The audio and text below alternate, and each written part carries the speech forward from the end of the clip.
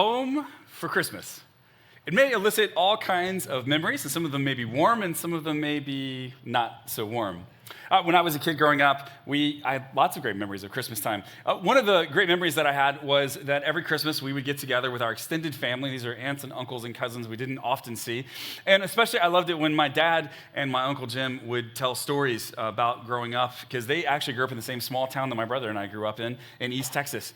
And so I remember one of the stories that they used to tell, I've probably heard it dozens of times over the course of my life, was that my dad and my uncle were in a shop class. It was a shop and agriculture class. So if you're not really familiar with that, this is a thing that is required for you to be a citizen in Texas. And so you have to learn how to weld some things, and you have to learn how to work cattle and ride horses and all kinds of stuff. And so that was a class that you could take. And there was a teacher, shop teacher, named Mr. Greer, that my dad and my uncle both had. And my dad would tell a story that one day they were out in the shop, which is a little bit behind the school. So it's kind of back in this pasture. And you couldn't hear the school bell very well, and Mr. Greer was especially hard of hearing. And that day, they were milking cows. So Mr. Greer was teaching everybody how to milk a cow. And a lot of students already knew, because again, East Texas, but some of them didn't, and so he was sitting down with each one. Each student had to milk a cow, and he would tell them like what they needed to do differently or how they could do it better. And so they're getting toward the end of class, and Mr. Greer is sitting with one of the last students, and they're milking the cow. And my dad figures, well, Mr. Greer, being hard of hearing, can't hear the bell, so we'll tell him that we just heard the bell ring, and he'll let us go early, and that'll be great. So Greer's down with this guy, and they're milking the cow, and my dad says, hey, Mr. Greer, the bell just rang. I think it's time for us to go. And Mr. Greer lifts up the udders of the cow and says, nope, think we still got about 6 more minutes, and puts him down. What the heck? So my dad was like, how do you know what time it is based on the cow's udders? And so he told the other student to get up, told my dad to come sit next to him. He said, all right, sit right here. He's like, okay. He said, okay, so lift the udders up. So my dad lifted the udders up, and he said, see that clock on the wall back there? So these are the kinds of stories that they would tell every Christmas. Were they true? Probably not. I don't know. They had all kinds of stuff that they would say, right? But I love sitting and hearing those kinds of stories. I also remember one of my favorite Christmases. We had asked my parents. I was probably like 5 or 6 at the time. My brother was 3 or 4 years old. We were very little. But me, my brother, and my mom had all been asking my dad, can we get a dog? Right? My dad was an evangelist. He traveled a lot during the week. Sometimes he was gone Sunday through Wednesday a couple times a month. And my mom thought a dog would be helpful to have as a guard dog, and we thought a dog would be helpful to have as just, a boy's friend. We just really wanted a dog. But my dad was not down with a dog. He didn't want to have to take care of it, didn't want to have to train it, didn't want to have to feed it. Like, he just didn't want the dog. And so we're sitting there on Christmas morning, and we'd all been asking for a dog, and we're opening up gifts, and we're talking about the dog again. I wish we'd gotten a dog. And, Santa didn't bring a dog, and there wasn't a dog gift wrapped under the tree. There's just no dog. And so we're kind of talking about this, and we're excited about the gifts that we did have. And then from outside, we hear a dog bark. And I look at my dad like, oh, you did get us a dog. And my dad's like, I don't know what dog that is. That did not come from me. And so he goes outside, and me and my brother, we're right behind him. And there is a dog sitting in our driveway, just staring at us. Like, really beautiful dog, just like tongue out, happy to see us. Like, there's just a dog there. And my dad did not get this dog. This dog just appeared. And so he tells us, like, hey, stay right here, boys. I don't want you to approach the dog. I don't know if the dog is safe. I need to get the dog out. So he starts to walk toward the dog, and then we fly past him immediately because it's a dog. And we're hugging him, putting our arms around him, and we're having such a great time. My dad's freaking out, telling us to get away, come back, get away, come back. Like, so he's looking at the dog. We're talking about the dog. And, when you're a kid, your mom sometimes teaches you those cute names for animals. And our mom had done that for us. It's not a horse, it's a horsey. It's not a cat, it's a kitty cat. It's not a dog, it's a doggy. And my dad was concerned that we'd grow up, and at 40 years old, would be like, look, Dad, there's a big horsey over there, Like, and so he didn't like that, but my mom did anyway. For whatever reason, my brother Caleb could not say the word doggy when he was a kid. He couldn't say dog. So my mom taught him the substitute cute name, Bark Bark.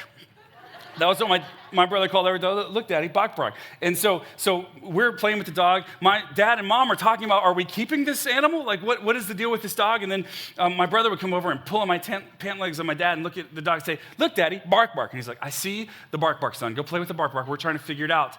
So my dad's taking a closer look at the animal. They're talking about, like, is this, like, there's no collar? Like, is this just a wild dog?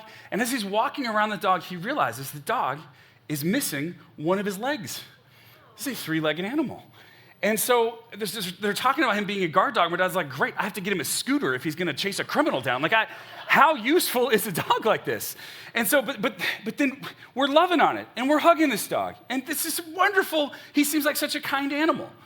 And so my dad and mom are still talking. My brother came over, look, Daddy, bark, bark. I see the bark, bark, son. Can you please go and play with him? So then they were talking about what to name the dog. And we came up with all kinds of great names, Ralph and Samson and Spot. The dog didn't have spots. We just knew that some dogs were named Spot, so we thought maybe that'd be a good name. My dad at one point wanted to name the dog Tripod. Not as good a name, I don't think. So finally, they landed on a name that my brother could say. And we named the dog Bark Bark, which my dad hated because every night when he'd go out to feed the dog, he'd be in the backyard calling his name like, Bark Bark, Bark Bark.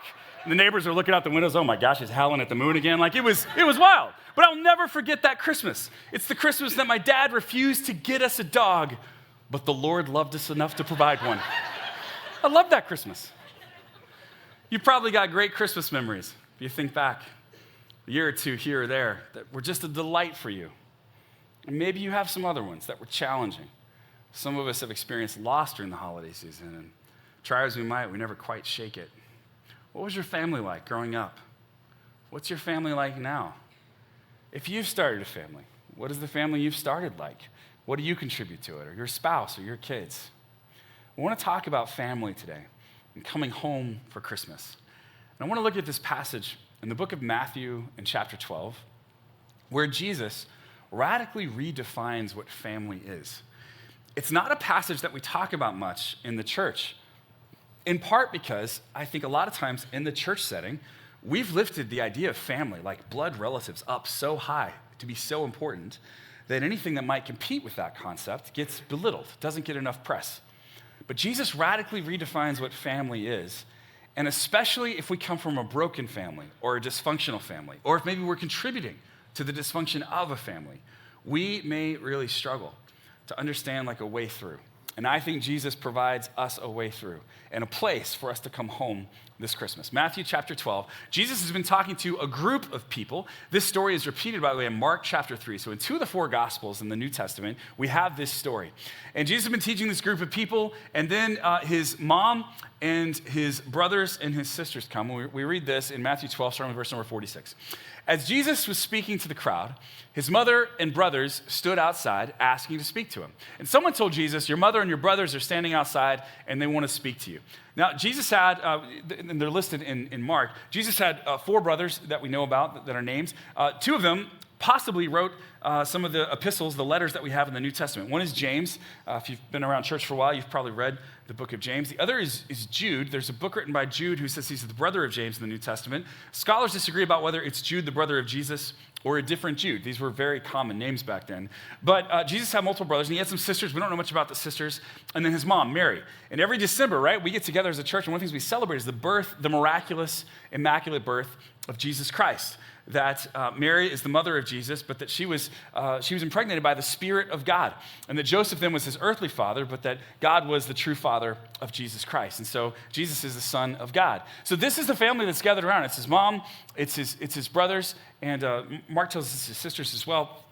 And so also in Mark, a little bit further up in this chapter 3 in Mark, we learn that his brothers and sisters and his mom are afraid that they've listened to some of what Jesus is teaching, and they're afraid he might be crazy.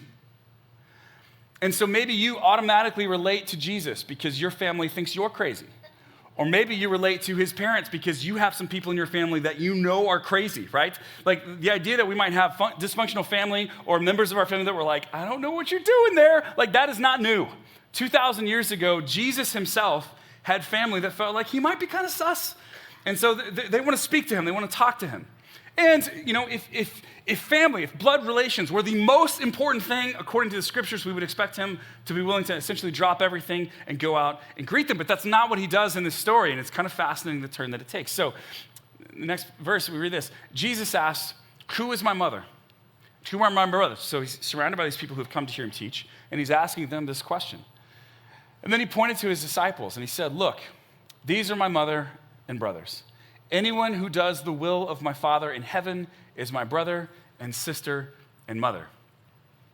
Jesus says actually the most important family is not those who are blood related to me, but those who have chosen to obey what I say. In other words, those who have made themselves my disciples, those who have chosen to place themselves under the banner of my lordship, those who have gathered at my feet to hear my teachings, those are my disciples. And that's my true family. So, a question for you. What was your family like? What is your family like? Recent studies show between 70 and 80% of Americans would characterize their family as dysfunctional. That's a lot. So much of us. In fact, probably means in this room, 70 to 80%, if you were to just like really ask, like, hey, do you feel like your family is dysfunctional or functional? 70 to 80% of us would probably say there is dysfunction in our family. A little more breakdown here. 10% of mothers are currently estranged from at least one adult child, currently. But 40% of participants in these studies have experienced family estrangement at some point. So about 40% of Americans would say, like, man, I was estranged or have experienced estrangement from my family. I was on the outs with my family at some point. And then 34% of children today are living with an unmarried parent, up from just 9% in 1960 and 19% in 1980.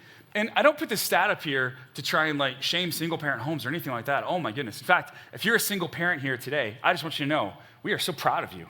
Like, we know how hard, like I'm friends with a number of single parents. Their life is complicated and challenging. And so if you're a single parent, like, man, way to go. And way to hang in there. And we are grateful for the work that you do, both on your job and in your family. And I know it's exhausting sometimes.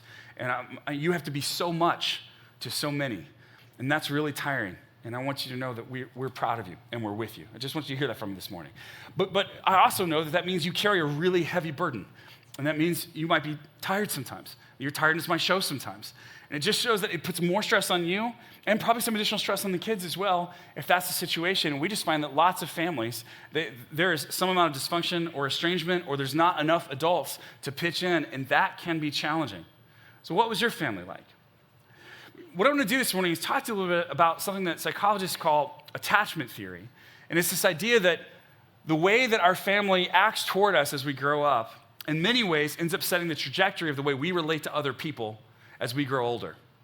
And so today may be a challenging message for some people, because for some of you, you're going to see your family up here in a moment as we describe the different parts of it.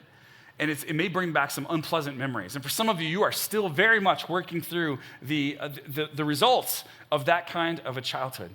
And so I just want you to know that I want today to be helpful and ultimately for us to find some comfort and some resolution in the person of Jesus Christ, and I believe that he offers that to us. So I want to talk then about 4 attachment patterns that psychologists have identified over the years that we end up kind of inheriting. They're wounds that we inherit and then oftentimes pass on to other people because they impact the way that our behavior is. Now, the first attachment pattern is if you grew up in a pretty healthy, pretty trusting, pretty loving, caring environment, and it's just called a secure pattern of attachment. It's trusting, it's confident in relationships, you're able to seek and give support. And look, I got to tell you, this is the kind of household I grew up in. I grew up with parents who were very trusting and very supportive and very loving. My wife did as well. And when I was a kid, I just assumed everybody grew up in that kind of household. You know, when you're a child, it's really hard to get outside of your own experiences and understand that some other people have very different experiences. In fact, most people have very different experiences from you. As I got older and got into my late teens and my early 20s, and I started to get to know some more people, I learned that lots of people, this was not their story. They didn't have a secure childhood, and therefore they did not have a secure attachment pattern. I think of a buddy of mine who both of his parents growing up were alcoholics. I met this guy at college, and I remember him telling me late one night in our dorm room about what he used to have to do. Starting at about the age of 9 or 10, it wasn't uncommon for him to come home and find his parents passed out drunk. It wasn't uncommon for him to sometimes have to physically, which is hard for him as a child, as a 10, as an 11-year-old, move his father out of his own vomit so that he wouldn't drown in his puke. And so from a very early age, he felt like he had to essentially be the adult in the house. He didn't deny that his parents loved him. He thought that they loved him. They were just so broken that they weren't capable of providing him a home that felt secure and trustworthy. Another friend of mine, her brother, she's the oldest of 2. Her brother was just kind of a mess up all throughout middle school and into high school, just constantly messing up.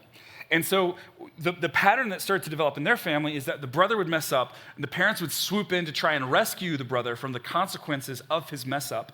And it just went on and on like that into his 20s, into his 30s, and now into his 40s. And so the way that their family works is that her brother ends up being the sun around which the entire family orbits and revolves. And so every time she comes home then for Christmas, like, it's just about what we're doing to help this brother of hers, which what that's really done is it's enabled him to continue to live an entirely irresponsible lifestyle because his family has just provided this net of support that he can never break through no matter what he does. And so the unhealthy family dynamic for her growing up was that no matter what she accomplished, no matter what she did in academics or in sports, like, she was always going to take a second seat because we were always worried about the brother. And so anytime she goes home for holiday, for Christmas, for Thanksgiving, everybody starts to kind of shift right back into that role that they've been playing for 20, 30 years now. It just happens every time. Another friend of mine who believes both of her parents loved her, but her mom, for reasons she still doesn't understand to this day, and that her mom won't talk about, when she was a kid, her mom would sometimes just leave. And she doesn't know if it's because she got overwhelmed, because she got anxious or what, but her mom would just leave. And she wouldn't tell anybody she was going. She would just leave for hours, and sometimes she was gone for a week or more. And they didn't know where she was. They didn't know if she was alive or dead. They just didn't know. Like, she would just leave. For some of us, we think of being home for Christmas, and it evokes feelings of warmth and security and trustworthiness and like, oh, someone else has got this under control. That's what being home for Christmas feels like. But for some of us, when we think of being home for Christmas, we think of dysfunction and anger and wrongdoing and broken trust and absence and misplaced responsibility. What does it look like to redefine family? What does it look like to be home for Christmas in Jesus? So, 4 attachment patterns. Secure is the first one. The second one starts those who might have developed patterns in dysfunctional families. The second one is avoidant. An avoidant attachment pattern avoids closeness, it values independence, and it may struggle to trust others. This is the kind of pattern that develops in a family where you decide the adults are untrustworthy. Maybe they're gone, or maybe they seem like they're a roller coaster getting to know them, but they're untrustworthy. And so as you get older, you start to feel like, there's nobody else to take care of things except me. I can't rely on anybody. If I'm going to get anything done, it's because I pulled myself up by my own bootstraps. That's just going to be the way this is. And so there's always a little bit of a gap between you and everybody else. And people who know you really well sometimes wonder why they can't get inside and know the real you. And it's because like you've just got like a layer of protection around you, a coat of armor that people really can't pierce. And so you avoid getting too close. If you are someone like this and you're married, your spouse will oftentimes feel like there's this distance they just can't quite cover. They can't quite get inside. And many times they'll think it's their fault. That if they could just say the right thing, do the right thing, provide enough support, you would finally let them in. But the issue actually, it's not their fault. And frankly, it's not your fault. You were handed this as a kid. And now you have this avoidant pattern that you've been living in for possibly decades. And it's really hard to get past it. For some of us, our attachment pattern is one of anxiety. It's an anxious attachment pattern.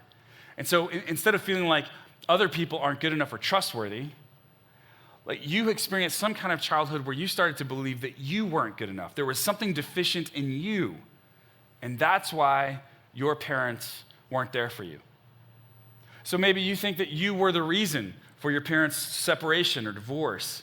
Or maybe you, at one point in your life, thought that if you could just do something to gain your parents' approval, then finally you get over this hump in your mind and you would actually be able to have a good relationship with them. Some of us go our entire lives into our 20s and 30s and 40s and 50s and 60s, always trying to get the approval of our fathers.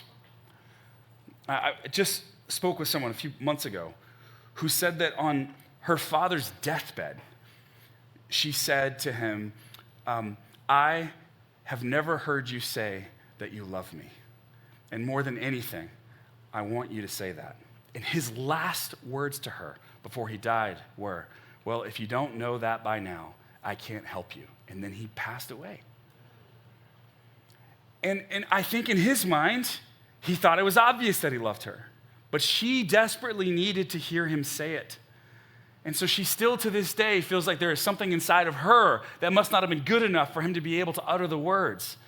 And so a person like this that's anxious can be clingy and fearful of abandonment, overly dependent on others. They will soak up the love and adoration of others like an infinite sponge that's never filled.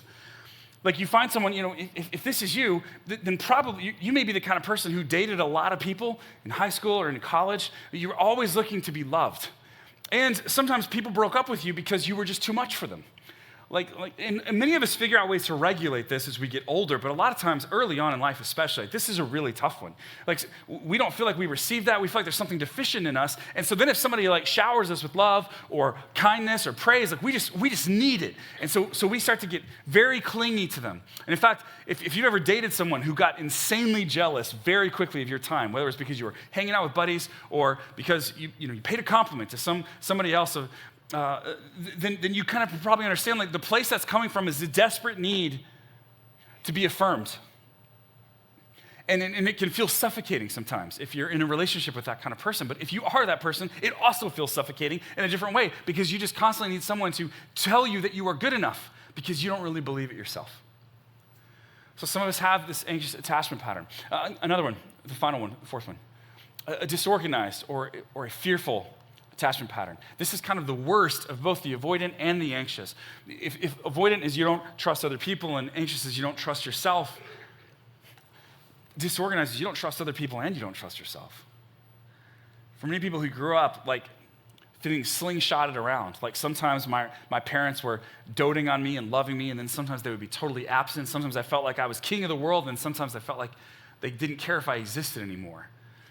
This a lot of times looks like conflicted or erratic behavior in your relationships. It can be fearful, it can be distrustful. A lot of times a person who's kind of in this disorganized pattern, what they'll do is they'll pull people in close because that helps the part of them that doesn't feel loved and valued enough, but then they will eject them, push them out because they don't really trust them. And so with a lot of these people, there's this constant pull-push mentality that keeps happening. And so if you've been in a relationship that just feels like a chaotic roller coaster, it's possible that the person you were in a relationship with, this was kind of their attachment pattern. And so you felt like you didn't know where you stood with them because they both wanted to draw you near and keep their distance to protect themselves.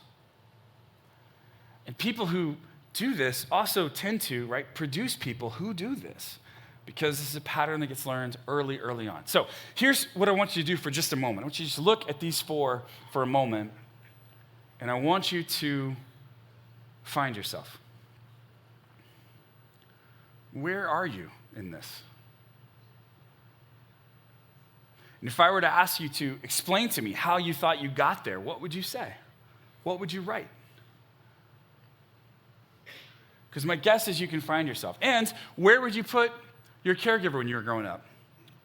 Maybe your parents, a grandmother, aunt, uncle? Where would you put the people who you grew up with? Where do you think they were here? If you're married, where would you put your spouse? Don't say it out loud. That's an awkward conversation. You'll need to do that at lunch. We don't want to be here for it, but you should.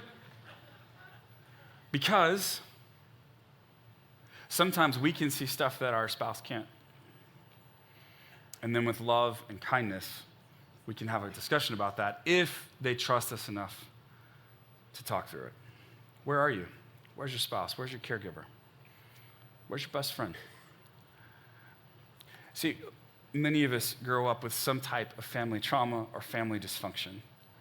And for many of us, we believe that is going to define us, impact us the rest of our lives. Which is why it is so important to heed these words of Jesus in Matthew 12. Who is my mother? Who is my brothers? Then he pointed to his disciples and he said, look, these are my mother and brothers, and anyone who does the will of my Father in heaven is my brother and sister and mother. In other words, no matter what your family environment was like when you were growing up, whether it was very positive or very negative, you have a new family if you've chosen to put your trust in Jesus Christ. And this new family is your salvation. You know, Jesus saves us to an eternity with God. That's beautiful and that is wonderful. But Jesus saves us from all the stuff in our past. And for lots of us, that's the brokenness of our past life. It's things that we messed up, ways that we hurt other people, all that kind of stuff. But it's also the brokenness that other people inflicted upon us. It is the dysfunction of childhood and the dysfunction of family and the dysfunction of our attachment patterns. Jesus offers us a brand new family, fully healthy and fully under the banner of the lordship of Jesus Christ in order to heal us from the inside out. And the miracle of Christmas is the incarnation of Christ coming in human form in order to provide us a bridge from where we are to this beautiful place of healing that he invites us to be. That's what we celebrate when we talk about being home for Christmas. And so just a few things then that I believe are on offer within the family of Jesus Christ, a few things that he offers us. First of all, he offers us meaning that suffering can't take away. Meaning that suffering can't take away. If you've suffered, if you have woundedness from your childhood, Jesus offers you a meaning that can make sense of all of it, a way that you can still live out your life, because the meaning that Jesus provides us is to love God and to love other people. This is what life is about. This is your purpose. And in loving God and loving other people, this can happen regardless of your circumstances and regardless of your past. This can happen, Corrie ten Boom wrote of figuring out ways to do this in Nazi concentration camps. No matter how wounded you are, you can choose to love God and to love other people. That's a meaning that cannot be stripped away from you no matter what your background is. And that is something that the family of Jesus offers you. It offers love that's not based on circumstances. It's not based on circumstances. So many of us have learned that if we would just do the right things or succeed, then someone would care for us and someone would love us. Jesus offers us a love that, if you place yourself underneath my banner, you are part of the family. And he's gone an infinite distance to give us that option, that choice. And so this is, regardless of what else happens in your life, whether you succeed or don't succeed, in the eyes of the world, Jesus loves us infinitely. And this is so important. He offers healing of the whole person. Healing of the whole person. Look, a lot of us can go to therapy and counseling and psychiatrists. Those are good things. Those can be really good things. Some of us have past wounds that we need to talk about with somebody else. We need to understand how it is that our past has impacted our present and how we can make sure that we escape from it and it doesn't impact our future to the degree that it has impacted our present. Those are good things to do. But also, I just recognize that there is healing that we need in our life that therapy, that counseling can't fully bring. It's limited. Everything is limited in what it can do, except for being a part of the family of God. Because, you may have wronged someone in your life, and you can eventually forgive yourself, but if that person is dead and gone or won't talk to you anymore, you may not receive forgiveness from that person. One of the things that Jesus offers us is forgiveness from everything. Regardless of whether the person we wronged is still around or not, he offers us forgiveness in him. We can have holistic healing that includes our patterns of behavior going forward, but also the way that we are forgiven for our past. God offers us this beautiful healing and forgiveness. Another thing that God offers us in his family is community that unites diverse people, embodying grace and truth. So I love this, by the way. One of the things that the early church was known for was its racial diversity. It tore down the banner between Jews and Gentiles, between barbarians and Scythians, between men and women. And it said, everyone who wants to come under the banner of this family, underneath the banner of the Lord Jesus Christ, everybody gets to play. Everybody gets to be a part of it. And so it had all kinds of complications for the early church. Peter, one of the very first followers of Jesus Christ, even after Jesus had told him that you're to go into the whole world and proclaim my gospel to everyone, he had a hard time talking to non-Jewish people about it. In fact, Peter had to be told specifically by the Spirit of God to go and talk to Cornelius and his household, a group of Gentiles, about this resurrected Jesus Christ. And then when Peter walked into Cornelius' house, we find this in the book of Acts, the first thing out of his mouth was, as a Jew, I've never stepped into the home of a Gentile before. What a wonderful way to say hello to someone, right? Can you imagine going over to somebody's house and being like, I've only talked to white people up until this point, but I suppose I'll make an exception today. That's just crazy. The Spirit of God had to work on him and change his heart before that. But then eventually he did it, and the whole early church reflected the diversity of the kingdom of God. And it was unique because of that. I love the diversity within our church. I love it. I love that as I have conversations in the lobby. Some of you grew up in Southern California. Some of you came from other countries like Texas or Japan.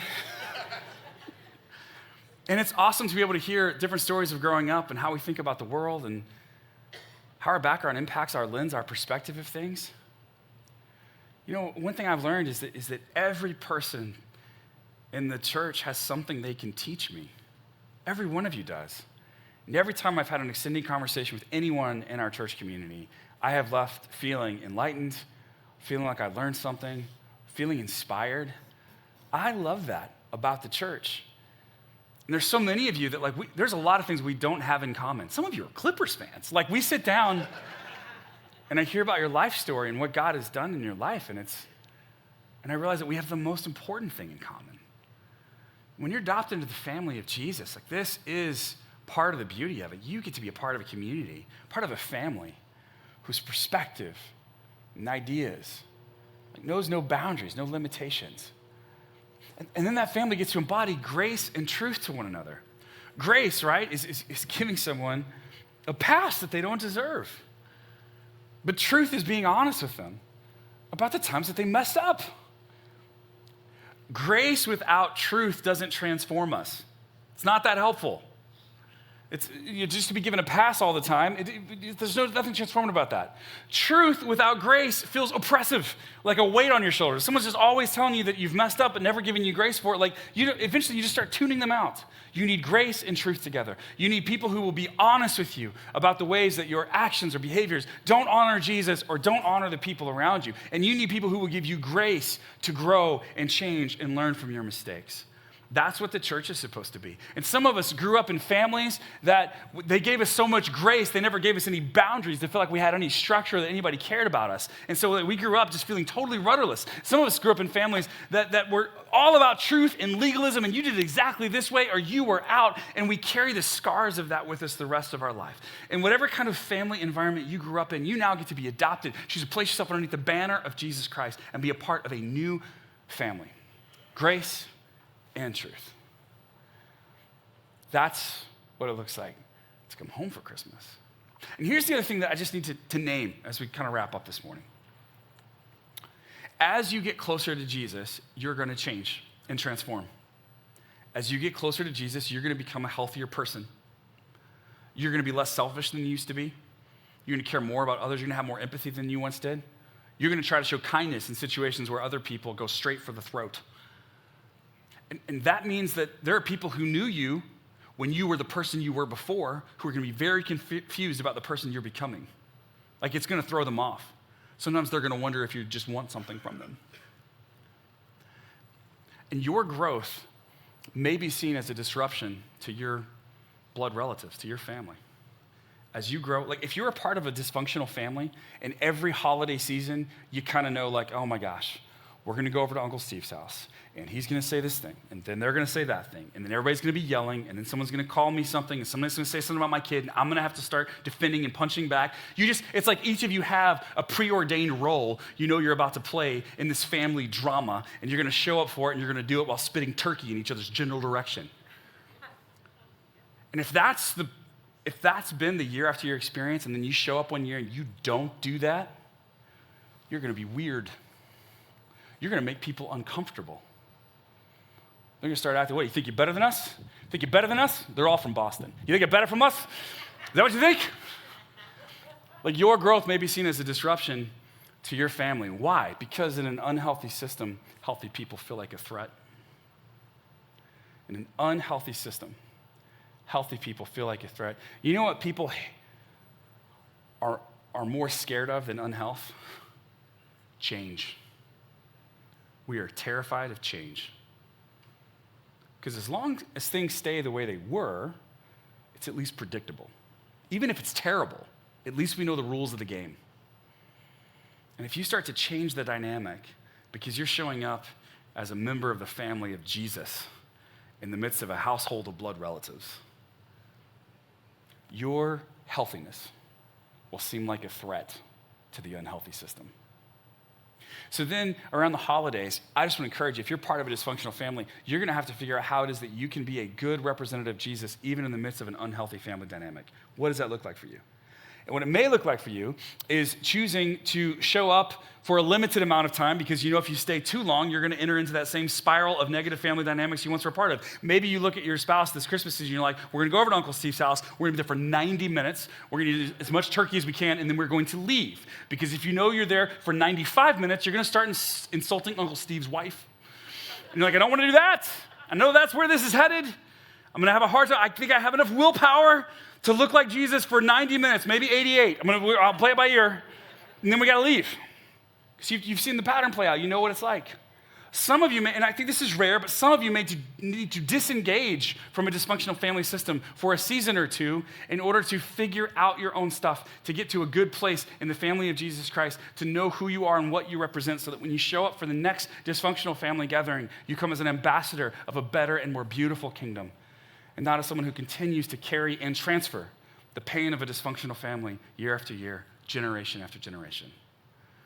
Look, you've been adopted into a new family, and it's a family that supersedes whatever one you were born into. And I know that's an uncomfortable thing to hear, especially maybe if you have kids and like you're thinking like, oh, but I want them to see me as primary. But like your kids will be better off if they see God as their primary father and not you.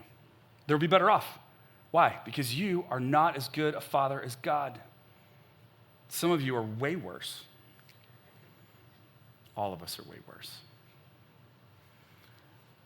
All of us will pass along pain to our kids, even without trying. Every single one of us will. None of us had perfect parents, and none of us are perfect parents. It kills me to admit that my kids don't have perfect parents either, but they definitely don't. Because we're adopted into a new family. And we get to be a part of this new family, and it's exciting. When in my late 20s, Emily and I had a Christmas. We'd always spent Christmas with family, and then at one point we moved away, and we weren't very close to family. So we had our first Christmas, just the two of us, and it was marvelous. I got her a dog that year named Ella, and Ella had all 4 legs. Like it was a top-notch, warranty still included dog. Okay, and we had a wonderful Christmas. And the next Christmas, we're talking to some people in our church, and we were planning on just spending Christmas just the two of us again because we'd had such a wonderful time doing that the year before. And then we found out there were some people from our church who didn't have a place to spend the holidays because they lived far from family or they had a dysfunctional family, and they weren't sure what they were going to do. They were just planning on staying home and making like a Stouffer's microwave dinner. And so we invited them over. And at first we were like, oh man, having other people intrude in our place, and we don't know them all that well. I'm like, this is going to be rough and all that kind of stuff. And then we sat around the table that Christmas season, and we heard about their Christmas experiences growing up, and we learned more about them and their families and more about what God had been doing in their life. And by the end of that, we're like, this is one of the best Christmases ever. And really, ever since then, just about every holiday season, Thanksgiving, Halloween, Christmas, we end up having people who are part of our church or part of our church staff or we end up spending part of our holiday season with them. And it's been incredible because it turns out in the family of Jesus, there are amazing people with amazing perspectives you may have been totally unaware of before, but that you're invited into now. And no matter how functional or dysfunctional your family of origin was, the family of Jesus has lots of brothers from other mothers and sisters from different misters who can help you see the world a little bit more clearly and help you learn something of God. And my prayer for you is that this Christmas season, you will make every effort to come home for Christmas to the Jesus and the church community that he started. That whatever dysfunction you've experienced in your life, you may be set free of, and that you may truly learn what it looks like to be home and healthy. Heavenly Father, thank you for our time together today.